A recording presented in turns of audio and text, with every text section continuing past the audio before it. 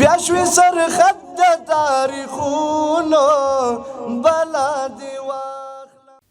د ازادۍ شور، ولولې او د تکبیر غږونه په هیواد کې د امنیت او سوکالۍ څلورمه کلیزه د زمري 24مه هغه ورځ چې امریکایي اشغال د افغانانو د بېشمېره قربانیو په پایله کې مات او اسلامي امارت په هیواد واکمن شو.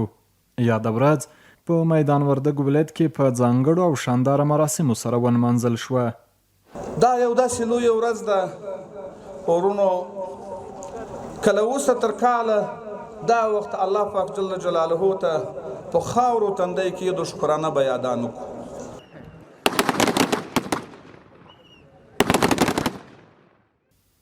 په دغه مراسمو کې د مجاهدینو زده کړي جهادي تکتیکونه، د تیرو 20 کلونو وحشتونه او ورته نورې صحنې نندارې ته وړاندې شوې.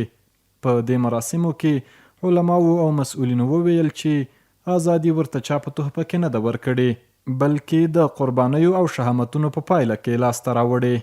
الحمدلله دغه مجاهدینو دا کوم چې پاتې دي او د هغه مجاهدینو چې څوک شهیدان سوي دغو د قربانیو برکت ده، دغو د جهادونو برکت ده.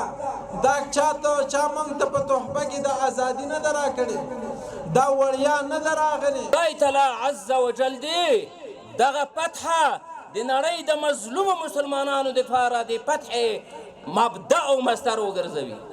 ورځ وړاندې د زمري 24مه د میدان وردګو ولایت ټولو ولسوالیو کې په شانداره مراسمو سره ونمانځل شوه او ولسونو د اسلامي امارت سره د تکبیر په نارو خپل بیعت تازه کړ.